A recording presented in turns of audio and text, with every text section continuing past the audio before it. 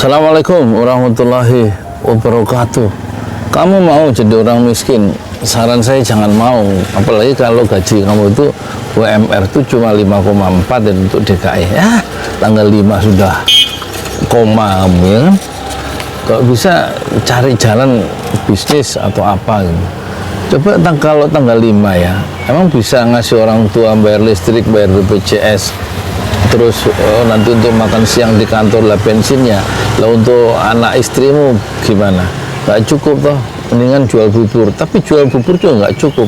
Tapi setidak-tidaknya kalau jual bubur kayak saya ini saya, itu kerjanya tuh nggak usah 8 jam, tapi 2 jam udah dapat 150 ya. Nanti tinggal waktu yang sisa 6 jam itu bikin apa lagi gitu loh. Enak kalau jadi orang kayak di Belanda itu kerja Senin, Selasa, Rabu, Kamis. 4 hari ya, mereka nggak mau kerja sampai seminggu 40 jam gitu, nggak. Mereka berangkat jam 6, nanti pulang itu jam 4 sore, dan nggak mau lembur, nggak ada lembur. Jadi jam 4 pulang jam 4 itu adalah bukan pilihan tapi sebuah keharusan ya. Ngapain kerja cari duit sampai berhari-hari atau sampai malam, siang cari uang, malam cari uang. Nah, kalau orang Belanda kan enak itu, nanti Jumat, Sabtu, Minggu dia menikmati hidup ya, tapi uangnya udah banyak ya.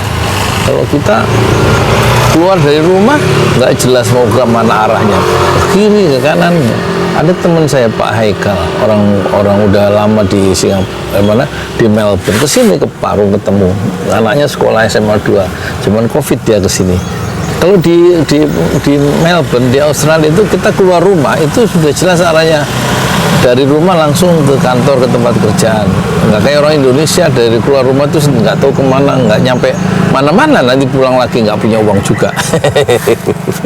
Jadi hidupnya nggak terarah. Orang Indonesia tuh banyak yang stres karena tiap hari cari uang yang nggak jelas itu. Kalau orang Barat seperti maksudnya orang dia udah tertata di Eropa itu, kok saya di Eropa, di Melbourne tuh anaknya juga sekolah gratis ya, SMA, SMP, terus dapat zaman COVID itu dapat uang saku langsung ke rekening mereka, ke rekening orang tuanya, ke rekening mereka ya.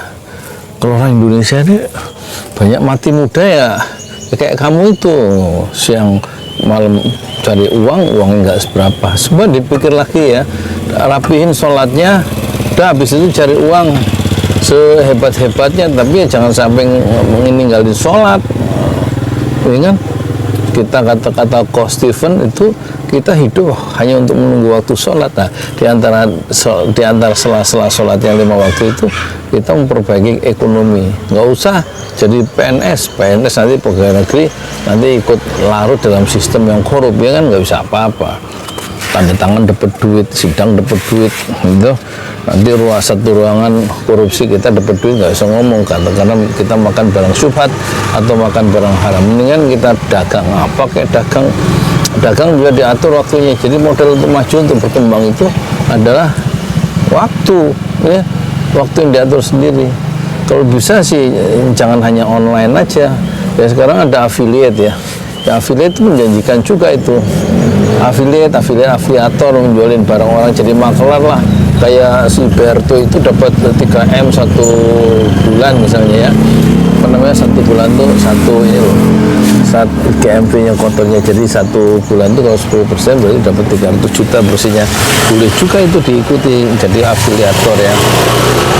Tapi sebelum jadi afiliator yang bisa menghasilkan itu ya, jualan yang bisa bertahan ya, untuk mempertahankan hidup kan harus jualan. Jangan nyari kerja yang sesuai dengan skill. Skill kita bisa kita kembangkan. Jangan cari kerja sesuai passion. Kerja aja apa yang bisa dikerjain, yang penting halal. Nah, habis itu kita berkembang sehebat-hebatnya ya, dengan penuh semangat, penuh keimanan menghadapi kehidupan yang penuh dengan tantangan. Jangan ngurusi pejabat lah, pejabat nggak habis-habis, si anu korup, si itu maling, nyari dana-dana dari anggaran APBD, nyolong dari situ, pakai APBN, itu korupsi dari situ, dari dana bansos, semuanya menjadi maling-maling berdasi. Cari apa? Menjadi orang miskin yang berdasi lewat data-data fiktif. sampai masuk data bansos yang fiktif sampai 52 juta orang. Berarti itu kan menurunkan anggaran, menyerap anggaran, tapi uangnya nggak tahu kemana. Bukan ke data fiktif yang 52 juta itu ya triliunan itu, kata BPK atau BPT atau PPATK itu. Kerugian bansos itu 1 tahun 126 triliun, bukan miliar. Nah malah Luhut kemarin bilang di koran, ada itu di koran, itu kalau bansos itu ada di zaman Pilpres itu 500 triliun, yang separuh 50%-nya itu disalurkan. Nah 50% itu sasarannya nggak tepat, maksudnya nggak tepat, itu bisa ditafsirkan jangan-jangan masuk kantong orang-orang yang punya kekuasaan itu kan. Berarti 250 triliun ya yang nggak tepat, maksudnya tepat sih masuk kantong masing-masing. Nah kita rakyat terus nggak usah ngurusin pejabat, kenapa yang dihisap, yang dihitung amalnya adalah kita, bukan orang-orang yang berbuat jahat itu. Kita sendiri berbuat apa ya dalam kehidupan itu, dan kita atur sendiri nasib kita. Walatansa nasibaka minad dunya, jangan kamu lupakan nasibmu, jangan kamu lupakan bagianmu di dunia. Jangan jadi orang miskin kalau bisa ya, bisa dicari jalannya, dipikirin ya.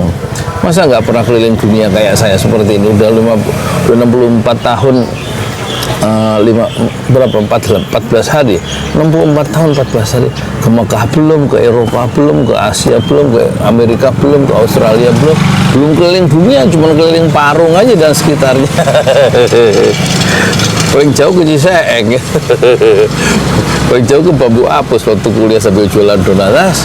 Nggak enak itu begitu, tapi kita syukur ya bahwa kita masih hidup di dalam keimanan dan juga dalam keimanan, hidup dalam keimanan dan hidup dalam kebahagiaan.